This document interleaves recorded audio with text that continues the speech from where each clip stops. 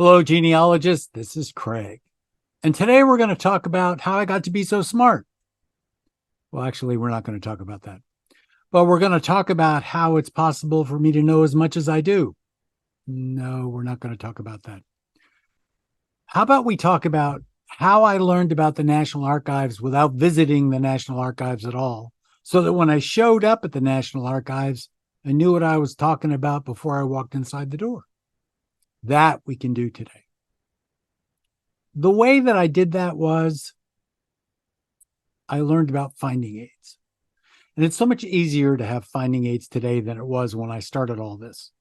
I was once told by a deputy archivist years and years and years ago that I had the largest collection of finding aids outside of the National Archives because as a youngster, I started collecting them. Well, the issue is, what is a finding aid? Well, a finding aid is a term that describes the various publications such as guides and indexes and microfilm catalogs, reference information papers, inventories, preliminary inventories, special lists, checklists, descriptive pamphlets, and other tools that have been created to assist either the researcher or the archivist in locating records. So a majority of the finding aids that still exist, because many of them have disappeared over the years, are filed by record group in binders in the general reference room, which means you need to go to the National Archives to see some of those. Many are also exist in desk drawers and bookshelves of archivists, and those are much more difficult to get to. They're easier to get to now than they were in the beginning, years and years and years ago, because some people would have their own personal kinds of things. And I've even collected some of those personal kinds of things over the years. If a finding aid was created before 1968, it was put in a 24-roll microfilm publication, M248, Publications of the National Archives, 1935 to 1965. So who wants to look at microfilm? I began collecting them because I didn't want to look at microfilm. And I was doing this after 1965. I was not even in high school in 1965, although maybe I was. For me, archives publications, a lot of them have gone out of print. And I've been successful in collecting them, those that are out of print, and I've been successful in reprinting many of them. I have many of them available. But how do you find out if something's out of print? Well, the archives has a publication on National Archives publications, and in it, if it's not there, then you know it's out of print. Of course, since that was published, it could have been out of print also, if that makes any sense. But what does a finding aid do for you? Well, a finding aid basically doesn't describe the physical location of the record. In other words, you might think it's in Archives 1, but actually it's in Archives 2, or vice versa, or in fact, it's now been moved to a branch archives or a regional archives, whatever we're calling them now, or it may be in a presidential library. So a finding aid isn't going to help you know the location, but it will help you identify the record group and an entry number, which will allow you to search out where it might be. Recognize a finding aid is not a master locator guide, but what it does for you is let you know that in fact they exist. Now, outside of the ones that have been published and being able to get them through the NARA publications system, they are available online. Now, I have to tell you that I really hate looking for them online because it is such a pain. But the way to do that is to go to catalog.archives.gov, and that will give you a search screen. And in that search screen, you just type what you're looking for. Now, if you're specifically looking for a finding aid, it might be a good idea to go to the Guide to the Federal Records at archives.gov and type in the kind of material that you're looking for and see what record groups show up. Or if you know the record group, you can then search for it by record group. And in the initial first page, generally, of a single record group, you may very well find what finding aids actually exist for that record group. Now, the kinds of information that you're going to get from a finding aid are the record group, and largely finding aids are for specific record groups. For example, record group 94 is preliminary inventory 17, records of the Adjutant General's office.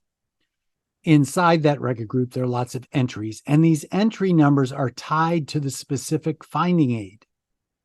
So that's important also. There are two locations. There is a physical location, which you won't be able to know until you actually go to the archives. Archivists know how to do that with the master locator guides. Or the logical location, which means it's inside a series of records inside the record group. Also, what you will get from using the federal guide is you'll find out what the record predecessors and successors might have been.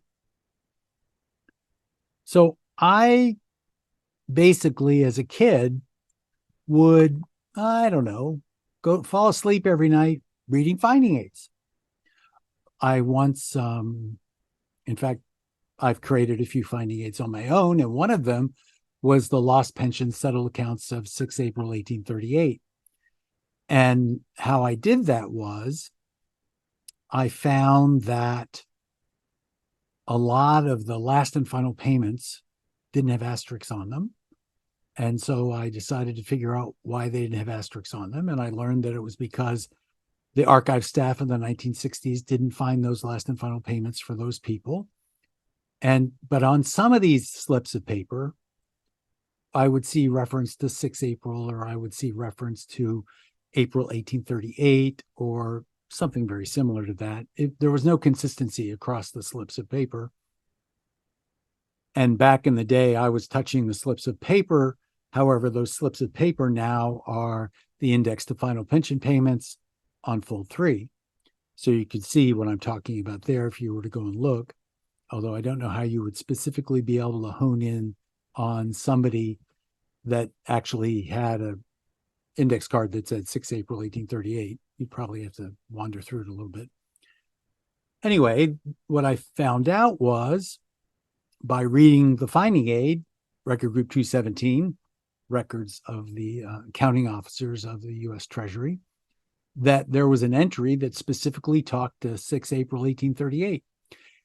And it was easy for me to find it because I had read that finding aid from one end to the other and indexed it and made annotations and created my own revised edition of inventory 17, which should have been a preliminary inventory, because an inventory is something that everything they figure they've gotten and looked at, and a preliminary inventory is they're not sure they have everything yet. So I was able to find this entry, I think it was 724, and basically by going to the finding aid, and let's go to the finding aid.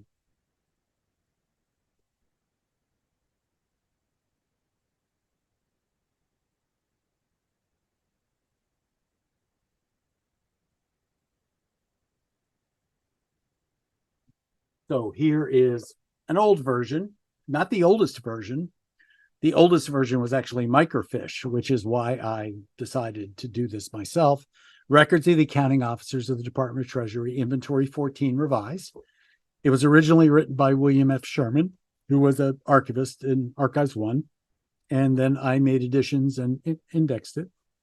And I used to read that after I retyped this, I would read it at night just for fun. This was what would put me to sleep. Nothing will put you to sleep quicker than a finding aid. And I found very quickly, actually, and I don't know whether I found it because I looked for 6 April 1838 in the index, but I seriously doubt that. But I did find right 2 entries below the selected final pension payment vouchers, which is entry 722, I found entry 724, selected accounts for payment of accrued pensions, final payments, August 1838 to September 1865, 144 boxes. And actually, it says settled accounts for pensions claimed under provisions of the Act of 6 April 1838. I knew exactly now what record group, what series, entry 724, that I would have to go to look for the records. Well, when I did actually go and look at those records, I decided what a mess this is. So eventually I created another finding aid. So this lost pension book is a finding aid that I created so that I would know all of the records that were in entry 724. There are a lot of finding aids like this that are at the series level that are hidden away in the archives, generally in the central reference room in Hollinger boxes. An example would be the correspondence of Revolutionary War pensioners, which most people don't know anything about. In fact, I don't know much about it either. Now, another example of using a finding aid is wanting to know what the weather was in a specific place on a specific date. Now, this is the difference between someone doing genealogy and a genealogist. If I found that, for example, there was, somebody went on a picnic and they're in Fort Mackinac. They're up in northern Michigan. And I wanted to create context. And I didn't care how much time I was willing to spend to create that context. Where would I go to find out what the temperature was at Fort Mackinac on a specific date? There is something called the Weather Bureau. And we have quarterly abstracts from cities and towns and places. So it doesn't matter that it's Fort Mackinac. It could be Baltimore, Maryland. It could be Washington, D.C. It could be Chicago. If you wanted to know the temperature on a specific day when your relative went on a picnic, you would go and look at the records of the Weather Bureau. And they are huge. They're big pieces of paper. And they're flat filed in the archives. And I remember once I actually did that, I wanted to be able to tell Fort Mackinac what the temperature was on a specific day. So I went and I asked to see the records of the Weather Bureau for Fort Mackinac for that day based on the finding aid of the Weather Bureau. So I knew the record existed. And this is one of the most important things that you should know before you walk into the archives. Knowledge that there is a series of records that actually exist, and finding aids provide you the opportunity to be able to do that. It is most important that you show up at any repository appearing to be a knowledgeable person. And the way you become a knowledgeable person, even if you've never been there before, is to look at their finding aids. It's not just government repositories. It could be a college library. It could be the archives of a college library. It could be a state archives. It could be anywhere that has archival materials. Because anywhere that has archival materials have finding aids or catalogs to materials, one would hope. There's so much information out there that's uncatalogued. But you want to know what the best thing, your best research strategy should be before you arrive, not after you arrive. You don't want to waste time in the facility. So I need to share with you that, and maybe I've shared with you before because I never can remember what I talk about. The archivist said, well, would you like to come and look in the stacks with me? And I said, yes. This was before 9/11 when occasionally they would do that kind of thing. Exciting moment. And she took me to the records and she pulled out the drawer and there was the record. And she said, Mr. Scott, is this the record you're looking for? I looked at it and said, yes, ma'am, it is. And she said, Mr. Scott, no one has ever looked at these records before. All of a sudden, I had a mission in life, and this is a mission that you should have in life too, is finding records that nobody knows about. Because if you can find records that nobody knows about, you, as a professional genealogist, can make money off of them.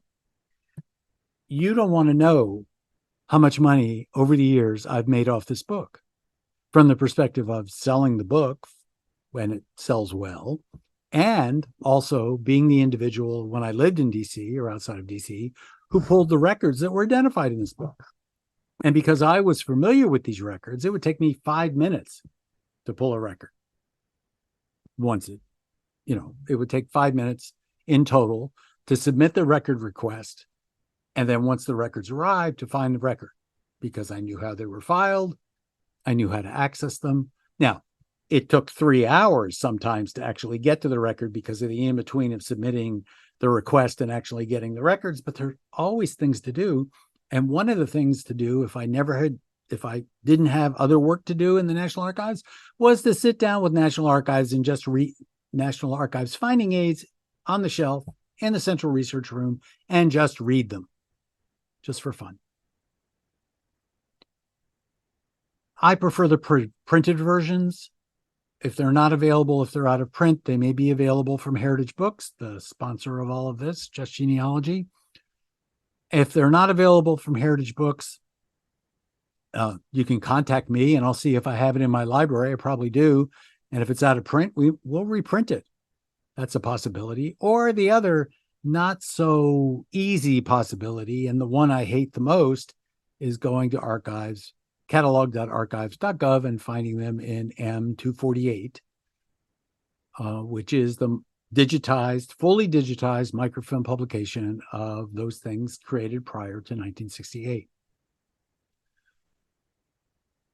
Good idea, huh?